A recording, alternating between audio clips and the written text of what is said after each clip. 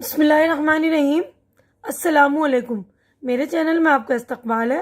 آج کی یہ ویڈیو 5ویں کلاس کی کتاب ابتدائی اردو کا لیسن نمبر 10 چیپٹر نمبر 10 ہے، جو ایک نظم ہے۔ نو نہال اس سبق کا مطلب اس نظم کا عنوان ہے۔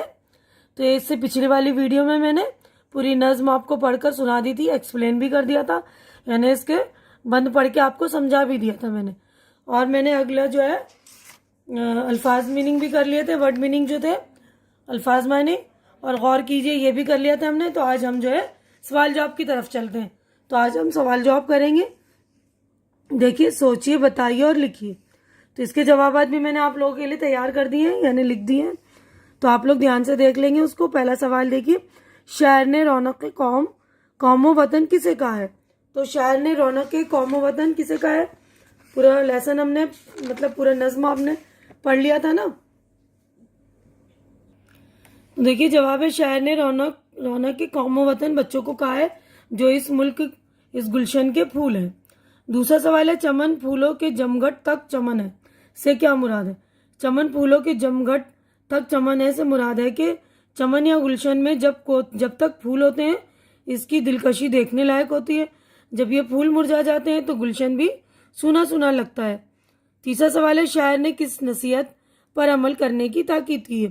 شاعر نے اپنے بزرگوں کی عزت کرنے، ایک دوسرے کے ساتھ پیار محبت سے رہنے، ایک دوسرے کے مذہب کی عزت کرنے، غریبوں کی مدد کرنے جیسی نصیحتوں پر عمل کرنے کی تاکید کی ہے۔ چوتھا سوال ہے، دنیا میں ترقی کس طرح کی جا سکتی ہے؟ دنیا میں ترقی کے لیے محنت کرنی پڑتی ہے اور نیک راہ پر چلنا چاہیے۔ جب تک ہم محنت نہیں کریں گے ترقی نہیں کر سکتے۔ ٹھیک ہے، تو یہ ہمارے دیکھیے 4 جوابات ہو گئے کمپلیٹ۔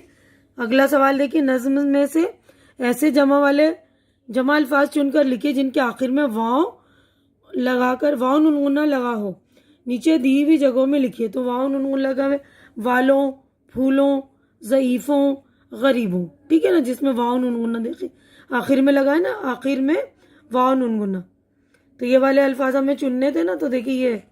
اب اس کے بعد اگلا ہمارا کوشچن ہے، نیچے دیے ہوئے مصروں کو مکمل کیجیے۔ تو مصرے دیے ہوئے، ان کے بیچ میں کے لفظ نہیں تھے تو میں نے بھر دیے، آپ دیکھ لیجیے گا دھیان سے۔ وطن والوں کو اپنا بھائی جانو، محبت میں تعصب کی نہ مانو، رہو مل جل کے جھگڑے کی نہ ٹھانو، چمن پھولوں کے جمگھٹ تک چمن ہے، ضعیفوں کو سہارا دو سنبھالو، غریبوں کی مدد کر کے دعا لو، کوئی فرقہ ہو سینے سے لگا لو، چمن میں ایک جا سرو سمن ہے۔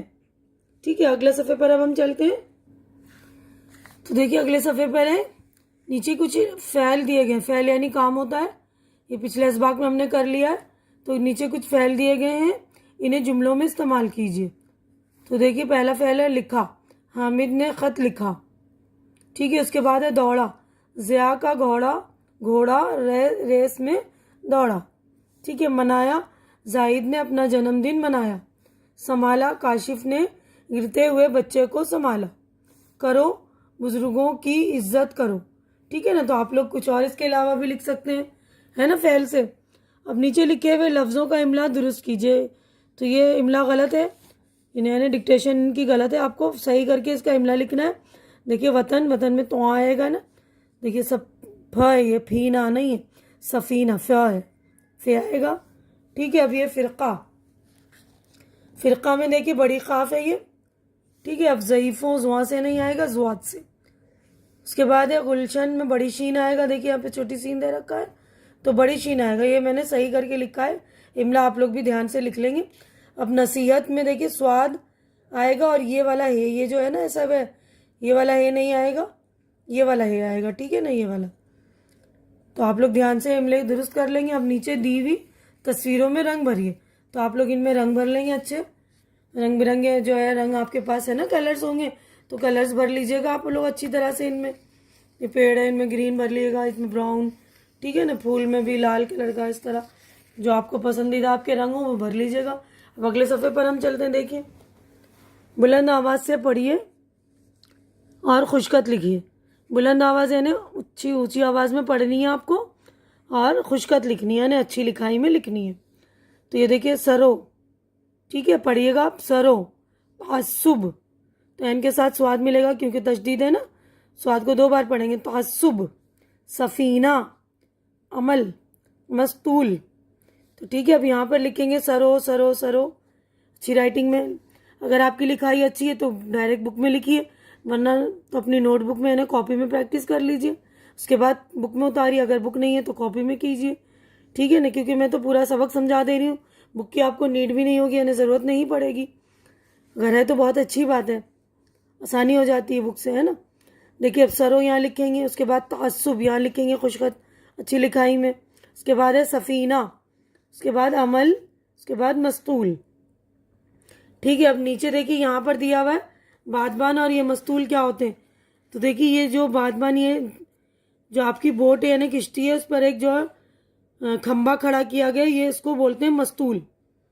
یعنی بچے جو ہے مستول کی طرح، یعنی اس کھمبے کی طرح. اور یہ وطن جو بادبان کی طرح، یہ وطن ہے جو بچوں کو سہارا، بچے مطلب یہ جو ہے سفینہ ہے، ان کو سہارا دیں گے. اور بچوں کو مضبوط کھڑے رہنا چاہیے اڈگ ہو کر، ہے نا. تو اسی کو ہم بولتے ہیں سفینہ. یہ سفینہ ہے پورا. ٹھیک ہے، امید کرتی ہوں کہ میری یہ ویڈیو آپ کو اچھی لگ رہی ہوگی، کیونکہ ہمارا چیپٹر یعنی ہماری یہ پوری نظم یہیں پر ہو گئی مکمل. اگر آپ کو میری ویڈیو اچھی لگ رہی ہے تو اسے لائک کیجئے، زیادہ سے زیادہ شیئر کیجئے، تاکہ زیادہ ضرورت مند بچوں کی ضرورت پوری ہو سکے. اور میرا چینل سبسکرائب کر کے میری حوصلہ افزائی کیجئے. ہماری اگلی ملاقات اگلی ویڈیو میں ہوگی. تب تک کے لیے اللہ حافظ.